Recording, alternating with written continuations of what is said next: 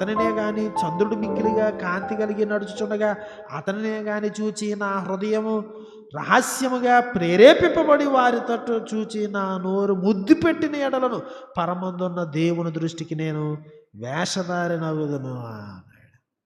ఆరాధించాలనే శోధన రావచ్చు, జయించాలి. సో ఇతని యొక్క హృదయంలో బ్యాటిల్ జరుగుతున్నాయి. ఏం చేయాలి? ఆస్తికి సంబంధించినటువంటి ఎన్నో విషయాలు అతన్ని పొసెస్ చేసేటువంటి ప్రమాదంలో ఏది ఈయన కాపాడిందంటే దేవుని గూర్చిన జ్ఞానం, దేవుని గూర్చినటువంటి జ్ఞానం. అప్పటి వరకు ఆయనకి అది తెలీదు. ఈయన వచ్చి చెప్తున్నాడు. ఇంకా ఏమన్నాడండి?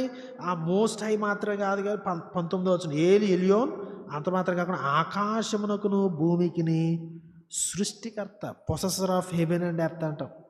అంటే ఆయన సుప్రీం ఓనర్షిప్ను గురించి మాట్లాడుతుంది. ఈ లోకంలో సృజించబడిన ప్రతిదానిపైన ఉన్న దేవుని యొక్క అధికారాన్ని గురించి మాట్లాడుతుంది. కీర్తన గ్రంథం 24:1 మనకు తెలుసు, భూమియు దాని సంపూర్ణతయు లోకమును దాని నివాసులను యెహోవావే. 50వ కీర్తన 20వ చరణం, 115వ కీర్తన 16వ చరణం, ఇవన్నీ ఇవే చెప్తున్నాయి. మత్తయి సువార్త 11:25 వచనంలో యేసుక్రీస్తు వారు ఈ టైటిల్తో ప్రార్థన చేశాడు. భూమికి ఆకాశానికి ప్రభువా, పొసెసర్ ఆఫ్ హెవెన్ అండ్ ఎర్త్. ద్వితీయోపదేశకాండం 10:14, మత్తయి సువార్త 28:10, ఇవన్నీ మనం చూడ. ఆయన యొక్క అధికారం మొత్తం ఆకాశం మీద భూమి మీద కూడా అయిందే. సో అబ్రహాముకి ఆ టైంలో అవి నేర్చుకోవాలి.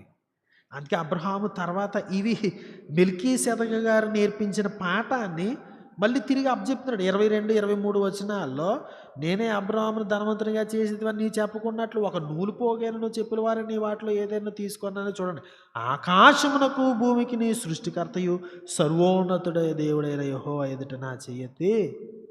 మళ్ళీ ఆ 2 విషయాల కోసం చెప్తున్నాడు. క్రొత్త జ్ఞానం, దేవుడు నేర్పించినటువంటి డాక్ట్రిన్స్, ఆ టీచింగ్.